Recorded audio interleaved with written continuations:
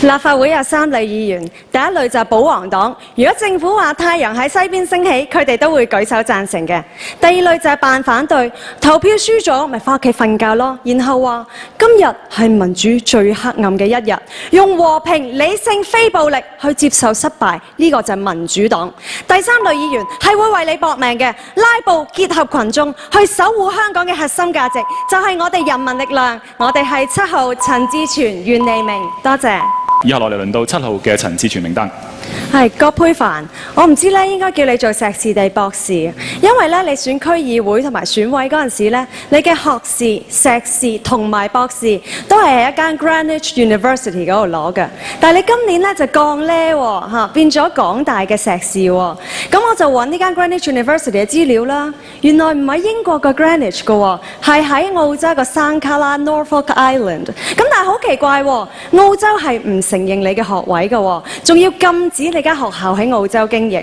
跟住呢，哎呀，我睇報紙啊嚇，見到你間學校個名啊，全球野雞大學10大，呢個係美國教育局出嘅報告嚟㗎嚇。咁話你間學校呢係文憑工廠嚟嘅。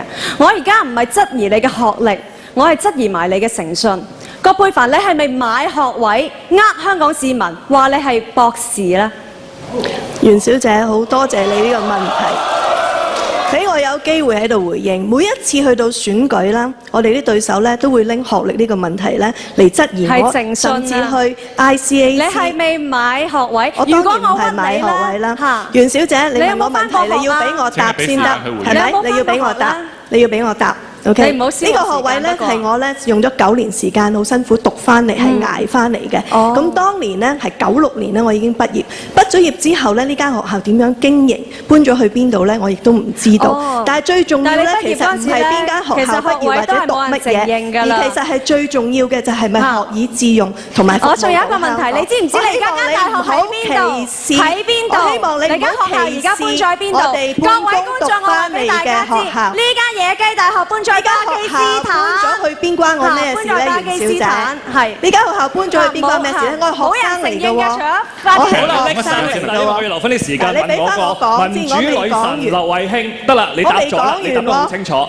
卿姐係我嘅兒時偶像，我幫過佢，捐過錢俾佢，幫過佢助選，當然投過票俾佢啦。我最欣賞佢嗰句就係：天生一副硬骨頭。2012雙普選，邊個畫咗佢都唔得，但係佢自己畫咗佢就得喎。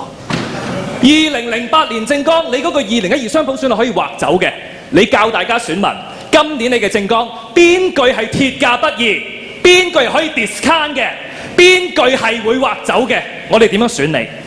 我哋嘅政綱呢，除咗透過寄俾選民呢，我亦都好高興政府俾咗超過10萬個電郵俾我，你冇嘥時間，邊一句係鐵價不移？每一句都係鐵價不移，每一句亦都係市民呢。最重要嘅佢中唔中意呢？係佢係你俾時間啊，劉慧卿回應啊。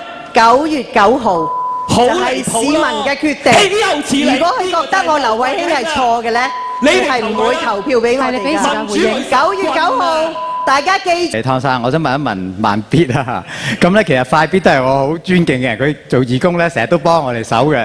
但係今次咧，佢的確係惡搞，無端端咧就貼啲 number 亂咁貼。咁我俾個機會你解釋一下點解佢即係做啲咁嘅嘢？因為我哋個個都係實實際做自己嘅嘢，都唔想去騷擾其他嘅人嘅嚇。咁俾機會你解釋一下啦。多謝晒邱榮光博士啦。咁啊，今次呢件事最好嘅教訓咧就係錯就要認。咁快必咧已經第一時間咧係認錯，承認咗佢嘅責任。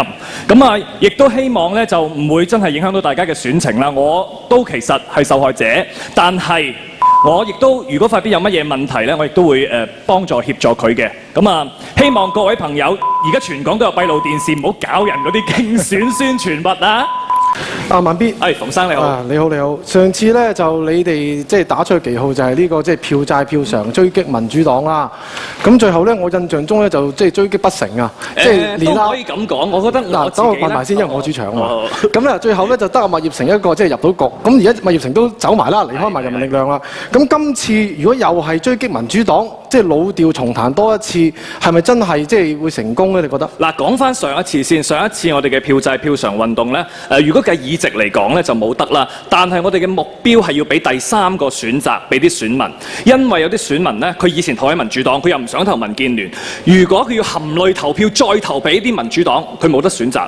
如果我哋唔出現，嗱我出現雖然贏唔到議席啊，但係李永達都下咗馬喎，落咗馬，佢唔可以選超級區議會喎，民建聯即係贏咗，但係民主黨係輸咗。咁但今次咧就冇話追唔追擊嘅，其實喺比例代表制之下，但係你見到我哋喺每一個選舉論壇裏邊咧，我哋一樣會將民主黨過去不堪嘅嘢咧係拎翻出嚟，去話俾選民知道。因為香港嘅選民咧係善忘嘅，甚至咧香港嘅選民係有好大嘅時差嘅，仲以為劉慧卿係前線咁樣嘅。我哋係要借助每一次嘅機會，尤其是你知道人民力量好多時主流傳媒會比較少報導啦。咁但喺選舉嘅時候就唔係啦，選舉有空間，我哋可以用單張、用廣告喺唔同嘅電視辯論裏邊提翻醒啲選民。嗱，如果我哋講得好清楚，啲選民都係揀民主黨嘅，咁冇辦法。明白。係嗱，第二個問題就係咧，你經常追擊民主黨，其中一個就話佢嘅政治交易啦，同呢個中聯辦。係。咁我想你分析下，或者你解釋下，喺你嘅諗法裏邊，政治交易同政治協商嘅分別喺邊度？嗱，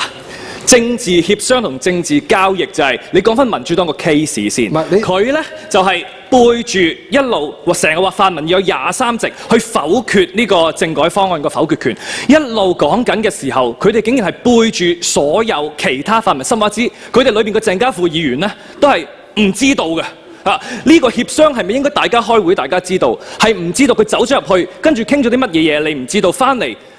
你知卿姐講啲2012劃咗佢唔得，我真係點都信噶嘛！我點知？我以為佢最後都會退黨嘅。如果民主黨係轉態或者有呢個政治交易，但係原來佢自己都係入去嘅，佢係交代唔到嘅。係，我想問你嘅另一個問題。嗱，我諗人民力量咧就即係民主派嘅左翼啦，可唔可以咁樣描述咧？嗱，以香港嚟講咧，我自己左翼唔一定係共產主義，即係可能比較激進或者進步嘅民主力量。其實我自己覺得本人咧就唔配上激進呢兩個字，但因為香港嘅民主派咧係實在太溫吞。係所謂嘅溫和民主派，係10幾年嚟乜都做唔到，所以我覺得咁斯文嘅人咧都要激起上嚟，要激進，因為佢哋係做唔到嘢。係我個問題係問嗱，如果你當咗當選立法會議員之後咧，你嗰個點樣去改善依家嗰個管治水平不彰嘅情況咧？你講係即係整個特區、整個社會係啦嗱，社會嗱政不通人不和係嘛？咁啊，即係政策又通過唔到啊，即係點樣去解決呢個問題咧？梁振英下台。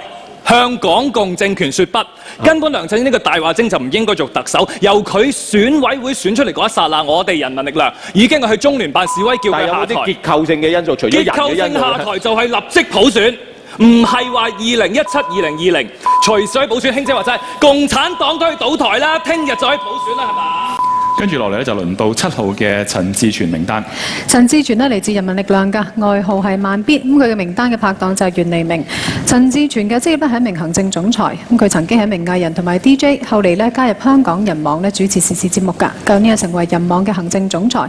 陳志全亦都喺舊年啦參選葵青區區議會選舉咧未能夠勝出㗎。今屆咧就係組成2人名單參選新界東地區直選嘅。30秒時間你可以開始啦。洗腦國民教育終於都殺到埋身啦！剛剛宣布咗國民教育委員會嘅名單，即係話梁振英會一意孤行，硬推國民教育。好多候選人都話反對國民教育，但係只係口頭反對。佢哋做到啲咩嘢呢？罷課，好多家長好擔心。